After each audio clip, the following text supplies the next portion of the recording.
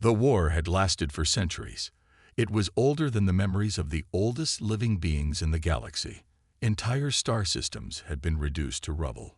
Once thriving civilizations had been erased, their histories remembered only in the fading echoes of distress signals lost in the void. The war had no real beginning anymore, only the endless cycle of destruction between the two great empires, the Vornax Dominion and the Xelari Union. Their hatred for each other had burned hotter than any star, and even the Galactic Council had long given up on peace. It was no longer a matter of victory. It was a slow, grinding annihilation. Every battle won came at the cost of 1,000 more. Every planet conquered became a graveyard. The weapons had grown more advanced, the fleets more massive, but the war never truly changed. It was a never-ending storm, a war with no possible end, or so they thought. Then the humans were invited. It was a desperate decision. The Galactic Council had debated for years, fearing what it might mean to bring the newest species of the galactic stage into the bloodiest conflict in history. Humanity was small compared to the old empires. They had no ancient war fleets, no legendary warrior clans, no tales of conquest spanning thousands of years. They were young, barely a few centuries into space, but there was something about them, something that made even the oldest races uneasy. At first, the Vornax and the Xelari laughed at the idea. How could a species so insignificant hope to change anything? They would be crushed like all the others who had tried to interfere. Humanity had nothing the two empires feared. No superior technology, no godlike strength. Just another naive race thinking they could bring peace to a war that had already swallowed entire civilizations. And yet, within hours of humanity's involvement, everything changed. It wasn't their numbers. It wasn't their weapons. It wasn't even their strategy. It was something far more terrifying. Something the Vornax and Xelari had never prepared for. Something that made even the most battle-hardened commanders question everything they thought they knew about war. Because when humanity entered the battlefield, the war was no longer a war. It was an execution. The arrival of humanity was not marked by the thunder of warships or the blinding light of superweapons. No massive fleets appeared in the void. No planetary invasions were launched. The great empires had expected the same tired cycle. Another species joining the fight, throwing their war machines into the flames, hoping to tip the balance. That was how the war had always been fought. That was how it was supposed to continue. But humans did not fight like the others. When their forces arrived, they did not bring legions of soldiers or armadas of dreadnoughts. Instead, they brought something far more subtle. They brought minds. Where others saw battlefields, humanity saw networks. Where others fought with ships and cannons, they fought with information, deception, and precision. The Vornax and the Xelari expected brute force, but what they got was a war they did not understand. At first, the changes were nearly invisible. A minor miscommunication between Vornax commanders led to a delay in reinforcements. A supply convoy, so vital to the Xelari front line, mysteriously vanished from all known records. Weapon systems on both sides experienced unexplained malfunctions, turning their own targeting arrays against friendly ships. These were written off as errors, unfortunate accidents in the chaos of war. Then the errors began to multiply. Vornax ships failed to respond to orders, their captains confused as their commands were overridden by conflicting transmissions. Xelari warships, once disciplined and deadly, found themselves firing at enemies who weren't even there, chasing ghosts through the void. The war, once a brutal contest of might, had become something else entirely. The great empires still did not understand what was happening. Their fleets remained intact, their soldiers ready, but they were fighting an enemy they could not see. Humans did not send fleets to die in glorious battle. They sent infiltrators into the enemy systems. They sent AI-driven sabotage programs that turned the very infrastructure of war against its masters. They did not attack the enemy ships. They attacked the very concept of control itself. Admirals issued orders that never arrived. Reinforcements were sent to coordinates that no longer existed. Entire battalions received surrender messages from their own commanders, messages those commanders swore they had never sent. And still, the humans did not fire a single shot. The war had raged for centuries, a testament to the indomitable will of the two great empires. But for the first time in history, that will was starting to crack. The Vornax and the Xelari had always believed that war was about firepower, numbers, and destruction. They had never once considered that war could be won without those things. By the time they realized the truth, it was already too late. It started as whispers, panicked reports from the front lines, confused messages from high command. Admirals and warlords across the Vornax and Xelari fleets struggled to understand what was happening. Their war machines were intact, their fleets still massive, but something was wrong. Orders were not reaching their intended targets. Ships drifted in space, unable to engage the enemy. Communications flickered in and out, scrambled and distorted. Then the silence came. Entire battle groups lost contact in an instant. There was no explosion, no sudden energy surge, just silence. A ship's crew would blink at their consoles, expecting incoming transmissions, only to find nothing. Weapons systems, targeting arrays, shields, every function that relied on communication simply stopped working. The enemy was still up there. They could see them on their scanners. They could watch as human ships moved effortlessly through the battlefield, untouched and unchallenged. And yet, the mighty war fleets of the two greatest empires in the galaxy could do nothing. The humans had not fired a single shot. They had not boarded a single vessel. They had not launched a single missile. And yet, they were winning. The truth, when it was finally uncovered, sent waves of fear through every command structure in the war. The humans had not attacked their fleets in the traditional sense. They had attacked the very foundation of their war machines. Their systems had been invaded, infiltrated by codes and signals too complex for their best engineers to understand. What had once been the mightiest weapons in the galaxy were now floating, lifeless husks. The Vornax Dominion prided itself on its brute force, on the sheer size and durability of its warships. The Xelari Union had built its empire on strategy, on coordinated precision that had outmaneuvered every enemy before them. Both now found themselves powerless against an enemy that had never played by their rules. The first real strike from humanity came, not in the form of a fleet, but in the form of a single command. It happened on the Xelari's central warship, the Vengeance of Stars, a massive dreadnought capable of wiping out entire planets. Without warning, the ship's artificial gravity systems reversed. In the span of seconds, crew members were thrown against the ceiling. Weapons operators, officers and soldiers, none were spared. The ship remained intact, still armed with all its terrifying firepower, yet it was rendered useless.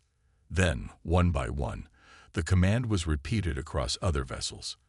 Engines overloaded, shields collapsed, targeting systems locked onto friendly forces. Some captains desperately tried to override the commands, but their control had already been stolen. The Vornax fleets, upon realizing the extent of the sabotage, attempted to regroup. But before they could, their fate was sealed by the second wave of the human attack. One not of technology, but of deception. Deep within the encrypted communication lines of the Dominion, a single message was transmitted to the entire fleet. A voice, unmistakably belonging to their supreme warlord, ordered a full retreat. It was broadcasted in perfect detail, impossible to distinguish from reality. Fleet commanders hesitated, confused and conflicted, but the message had been clear. Some obeyed, others hesitated. A few defied the order and demanded verification. But in that moment of doubt, their tightly coordinated formation collapsed. And the Xelari, watching their old enemies falter, believed they saw an opportunity. The trap had been set. Before the truth could be uncovered, the Xelari launched a full offensive against the Vornax, believing they were finally retreating in fear. Ships fired upon ships. Chaos erupted. The war, once a brutal yet structured contest between two mighty forces, had turned into something far worse, an uncontrolled, panicked slaughter. All the while, humanity watched. They had not fired a single weapon. They had not sent a single soldier into battle. And yet, in the span of mere hours, they had crippled two civilizations that had waged war for centuries. They had shown the galaxy that victory did not belong to those with the biggest fleets or the strongest weapons. It belonged to those who could control the silence. Fear spread faster than any weapon ever could. The Vornax and Xelari forces, once the unshakable titans of war, now found themselves adrift in a battlefield they no longer understood. Their fleets were still massive, their weapons still primed, but something far more dangerous than any superweapon had taken hold of them: uncertainty. Across countless warships, captains and commanders struggled to regain control, issuing frantic orders to restore communications and reestablish formations. But every attempt was met with confusion. Messages sent to Allied ships were intercepted and altered. A simple order to regroup was twisted into a command to retreat. Warnings of sabotage were transformed into urgent calls for surrender. And then the voices began. It started as private transmissions, distress signals from stranded ships, desperate cries for help. But soon, they became something else. Familiar voices, trusted leaders, battle-hardened generals, all speaking in whispers across the fleet-wide channels. The supreme warlord of the Vornax Dominion himself spoke to his forces, his voice steady, his commands absolute. Cease fire. We have been betrayed from within. Yet in another part of the fleet, the very same voice commanded, the Xelari have broken. Press forward. Wipe them out before they can regroup. Both messages were real. Both messages were false. The Xelari suffered the same fate. Their high strategist, known for his flawless tactics, seemed to be issuing orders from multiple locations at once. In one transmission, he pleaded with his forces to surrender, claiming the humans had already taken control of their systems and that resistance was futile. In another, he promised victory, swearing that their forces had successfully outmaneuvered both the humans and the Dominion. Fleet commanders were paralyzed with indecision. Were these orders real? Were they traps? Who could be trusted? And that was when the real fighting began. Vornax warships opened fire on each other, convinced that their own forces had been infiltrated by shapeshifters or traitors. Entire battalions turned on their own, believing they had been secretly compromised. Xelari ships, already weakened by the chaos, fell into the same trap. The bonds of loyalty, forged over centuries of war, shattered in mere moments. The humans had not disabled their ships this time. They had not sabotaged their weapons. They had simply taken their trust and shattered it. Some commanders desperately attempted to send counter messages, swearing that they were being deceived, that the voices were false. But how could they know for sure? How could they be certain that their own words would not be twisted the moment they left their lips? The psychological assault continued. Ships receiving surrender messages from their own generals hesitated, uncertain if they were real. Warlords watched as their armies turned against them, convinced that humanity had already infiltrated their ranks. In a war that had always been fought with brutal firepower, the very idea of deception at this scale was beyond comprehension, and humanity never gave them a moment to think. Holograms of surrendering fleets appeared on enemy scanners, leading real forces into deadly traps. False distress signals sent entire battalions racing toward non-existent battles, while their true enemies attacked from behind. Some ships turned their weapons on their own planets, convinced they had been overtaken by human forces in disguise. The sheer brilliance of it was terrifying. The humans had taken the two most powerful empires in the galaxy and forced them into a battle they could never win, a battle against their own minds. When the first real surrender came, it was not from a captain or an admiral. It came from an entire fleet. A Vornax battle group, numbering over 300 warships, cut off all weapons systems and transmitted a desperate plea. "We surrender. Please, tell us what is real." And that was when the galaxy understood what had truly happened. The war had never been about who had the biggest guns. It had never been about firepower or strategy. It had never even been about control of space.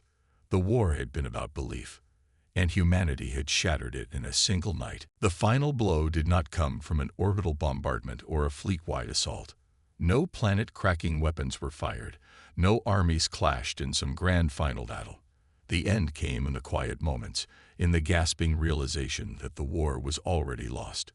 The Vornax and the Xelari had spent centuries preparing for every kind of warfare. They had counters for every possible threat. Massive dreadnoughts for large-scale battles, elite ground forces for planetary invasions, and entire fleets dedicated to counterintelligence and reconnaissance.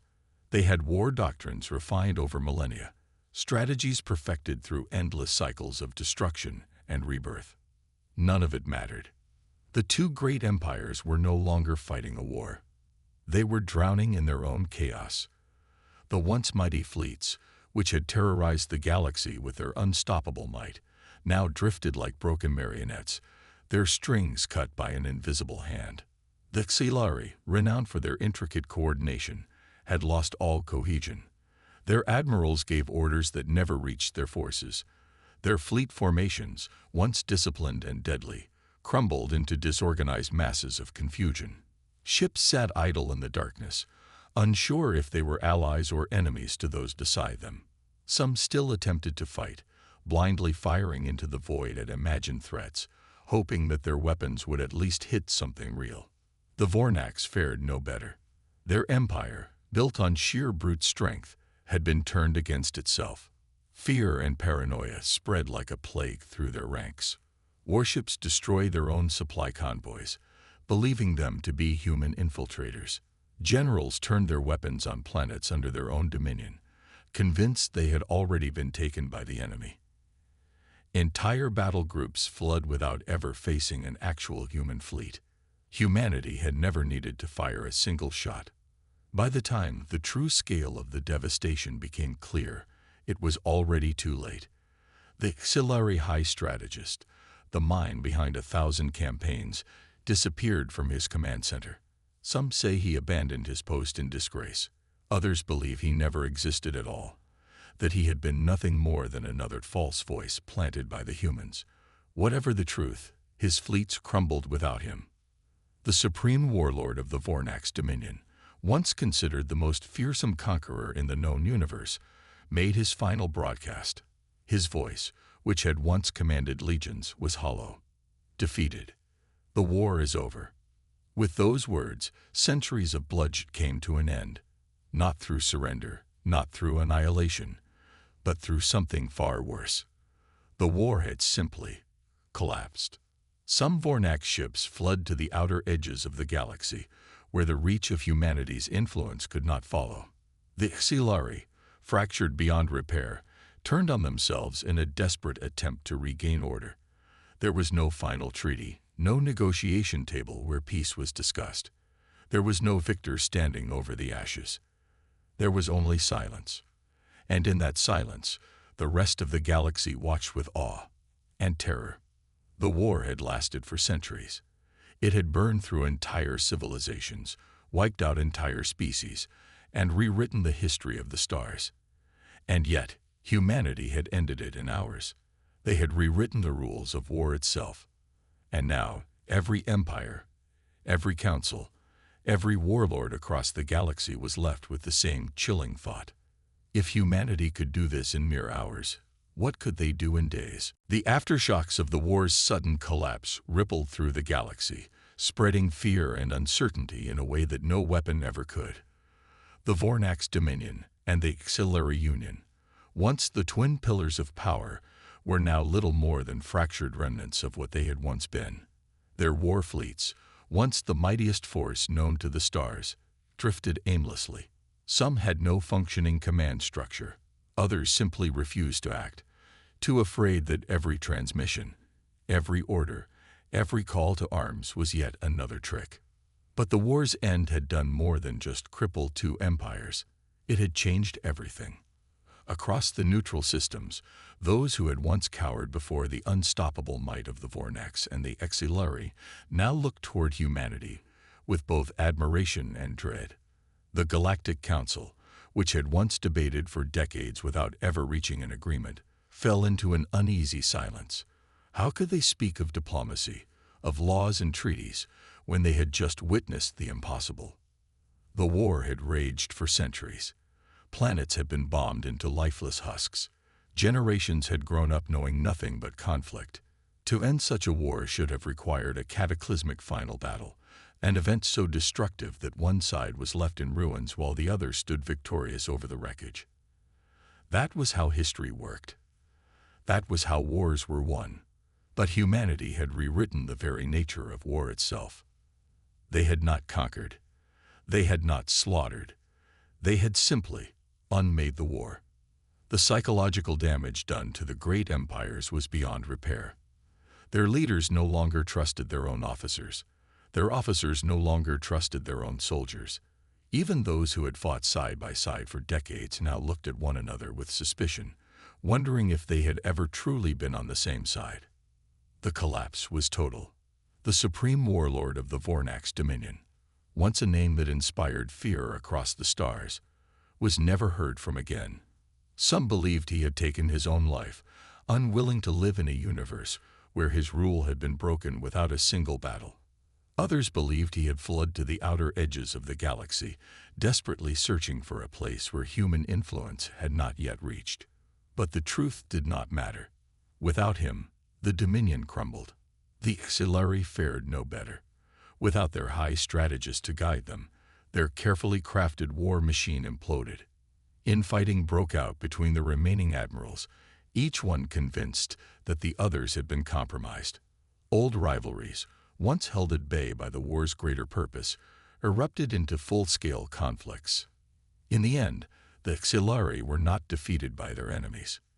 They were defeated by their own fear. And through it all, humanity remained silent. They did not demand surrender. They did not seize territory. They did not ask for tribute.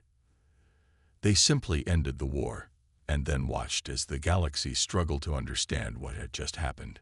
But even as the Vornax and the Xelari fell into ruin, even as the galaxy whispered of this new, terrifying power that had revealed itself, the real question had yet to be answered. Why? Why had humanity done this? Was it an act of mercy? Had they ended the war to prevent further suffering? Or was this something far darker? Had they simply wanted to prove something? Because if humanity could do this to two of the greatest empires the galaxy had ever known, what else were they capable of? And more importantly, what would they do next? In the aftermath of the war's collapse, the galaxy stood on the edge of a new and terrifying era. The Vornax Dominion and the Xelari Union, once the greatest military powers known, had become little more than hollow shadows of their former selves. Their war fleets, once capable of reducing entire planets to dust, were abandoned or turned against themselves in desperate struggles for control. But the war's true legacy was not the destruction of these empires. It was the realization that humanity had changed the rules of power itself. For centuries, the galaxy had operated on a simple truth: the strongest ruled. The Vornax had crushed their enemies through sheer force, while the Xelari had outmaneuvered every opponent with ruthless precision. It had always been this way. Victory was determined by firepower, by fleet size, by the number of soldiers one could throw into battle. Then humanity arrived. They had not conquered. They had not enslaved. They had not even demanded tribute. Instead, they had broken the very foundation of war, and in doing so, they had reshaped the galaxy's future. The neutral civilizations, once too small or weak to challenge the great empires, now looked at humanity with a mixture of hope and terror. Were the humans liberators, or something far more dangerous? Had they ended the war out of mercy, or had they simply demonstrated their power in a way no one could ignore? The Galactic Council, which had long been powerless to intervene in the conflict, was now forced to act. Urgent meetings were held in secret, whispered discussions of what humanity's next move might be. Could they be reasoned with? Could they be trusted? Or had they simply proven that they could end any war at will? Rumors spread faster than the Council could control. Some claimed that humanity possessed weapons beyond comprehension, capable of shutting down entire fleets with a thought. Others believed they had unlocked some hidden truth of the universe, a power that allowed them to manipulate time, space, or even the minds of their enemies. But the truth was far simpler. Humanity had never needed superweapons or impossible technology. They had only needed to understand the weaknesses that no other species had ever thought to exploit. And now, every empire, every warlord, every ruler across the stars was left with the same unsettling realization. They could never be sure if humanity was watching. The Vornax and Xelari, once the unquestioned superpowers of the galaxy, had fallen in mere hours. The same could happen to anyone. Would the humans strike again? Would they dismantle the next war before it could begin? Or would they simply wait, watching as the galaxy tore itself apart in fear of an enemy that had never even fired a shot? For the first time in recorded history, the stars were silent. Not because the war had ended, but because no one dared to make the next move.